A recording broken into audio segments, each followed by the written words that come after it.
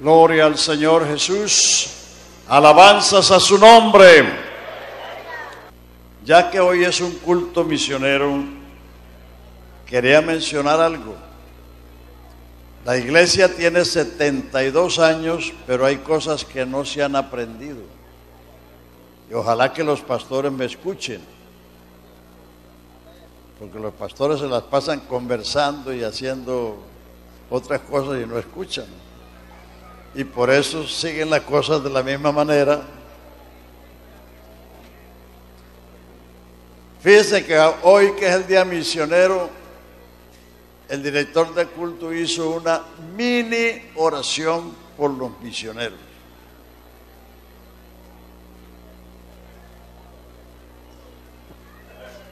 Sí, y en todos los cultos yo no he oído oración por los misioneros, sino por las peticiones. No hemos aprendido el Padre Nuestro. Al orar de esa manera no se ha aprendido el Padre Nuestro. Los discípulos le dijeron a Jesús: enséñanos a orar.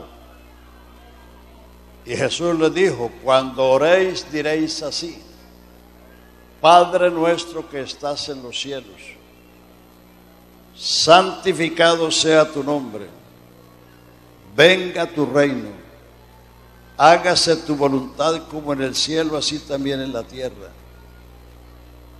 Todo se refiere a Él, su gloria, su reino y su voluntad, no a nosotros. Y luego viene lo nuestro.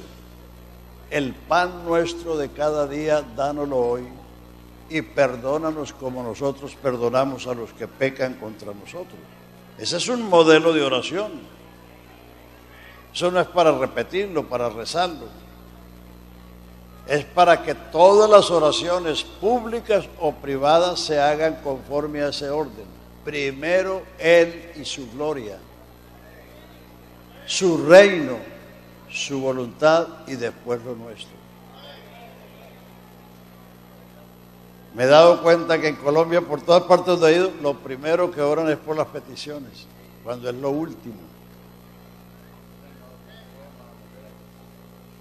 Hay una petición que Jesús le hizo a los discípulos.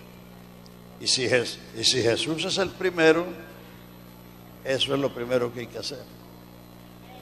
Recorría Jesús las ciudades y aldeas, predicando el evangelio del reino y sanando todo achaque en el pueblo, y viendo las gentes derramadas y desamparadas como ovejas que no tienen pastor, tuvo compasión de ellas y se dirigió a sus discípulos diciéndoles: a la verdad la mies es mucha, los obreros son pocos, rogad al Señor de la mies que envíe obreros a su mies. En otras palabras le dijo: ustedes solos no lo van a hacer, necesitan orar al dueño de la mies para que mande más sembradores y más segadores. Esa es la petición del Señor a sus discípulos. Y si Él es el primero, por eso es por lo primero que hay que orar. Isaías 65:11 dice: así dice Jehová, el Santo de Israel, mandadme acerca de mis hijos y acerca de la obra de mis manos. La obra de sus manos es el hombre. Entonces, por lo primero que hay que orar en un culto, porque lo que hagamos en el culto, con eso estamos enseñando. Uno con lo que hace, enseña. Jesús hacía y enseñaba. Entonces, si lo primero que oramos en el culto es por los misioneros, ustedes tienen 32 campos misioneros. Y hasta hoy se hizo una mini oración por ellos. Todos los días oraron por ustedes mismos.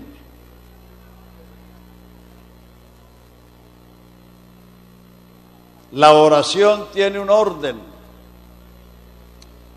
Mucha gente piensa que oración es pedir nada más. No, señor. La oración se compone de 5 partes. Entrad por sus puertas con acción de gracias. Salmo 100. Número uno, porque el agradecido es bendecido. Entrad por sus puertas con acción de gracias, por sus atrios con alabanza, alabarle y bendecir su nombre. ¿Por qué? Porque Jehová es Dios grande y Rey grande sobre toda la tierra. Eso se hace por lo que Él es. Siga leyendo el Salmo y lo que dice más adelante. Venid, postrémonos, arrodillémonos delante de Jehová. ¿Por qué? Porque Él es nuestro Dios.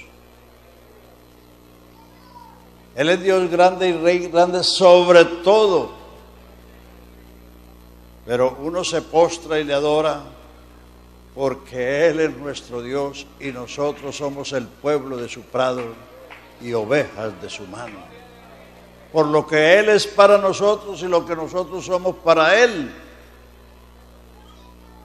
Entonces llevamos acción de gracias, alabanza, adoración, intercesión. Y lo último es la petición. Santiago habla de la oración inútil y de la oración eficaz. Pedís y no recibís porque pedís mal. Pedid para gastar en vuestros deleites.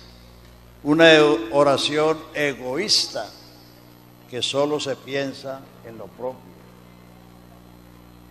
Una visión parroquial. El pastor dice, bueno, vamos a orar por los hermanos aquí en la congregación y los demás. Pero Santiago también dice, la oración del justo, obrando eficazmente, puede mucho. O sea que usted puede orar inútilmente o puede orar eficazmente. Para hacerlo hay que ser con el orden de Dios. Porque el Padre Nuestro no es para rezarlo. Es el modelo de oración. ¿Cómo se ora? Primero el Señor, primero su gloria, primero su reino, primero su voluntad y luego viene lo nuestro. Si usted se pone primero, está orando mal. Entonces, hermanos,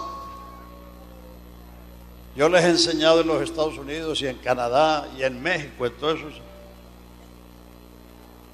a orar por todos el pueblo de Dios. Nosotros pasamos todos los días, los hermanos en América, pasamos todos los días por Colombia, orando. Porque, ¿qué dice la palabra de Dios en Efesios 5:18, 6:18? Orando en todo tiempo, con toda oración y súplica en el Espíritu, por todos los santos.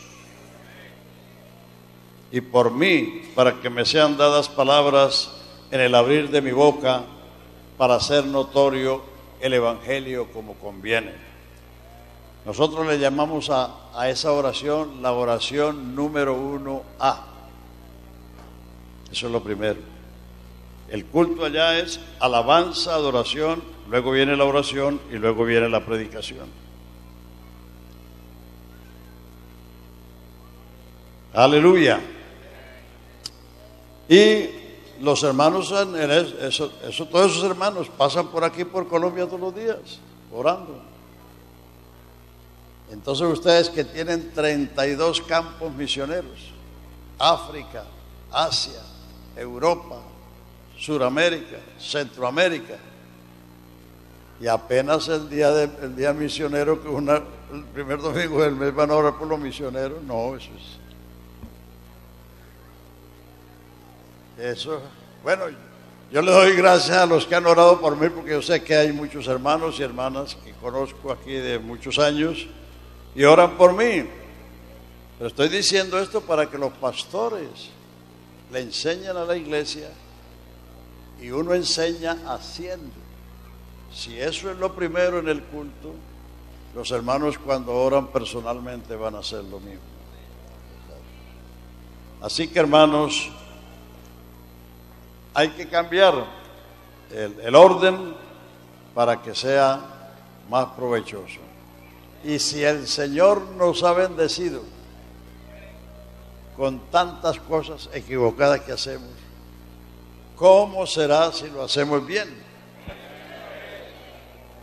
Afortunadamente, el Señor también es como una madre, que la madre que no sabe por qué llora el niño, si le duele el oído, si le duele el estómago, si tiene hambre o si tiene sed, Dios le da a la madre una intuición para entender el llanto del niño y saber lo que necesita. Y así Dios, no importa los disparates que hayamos hecho, Él en su bondad, en su misericordia, nos llena de beneficios, el Dios de nuestra salvación, a pesar de nosotros mismos. Aleluya.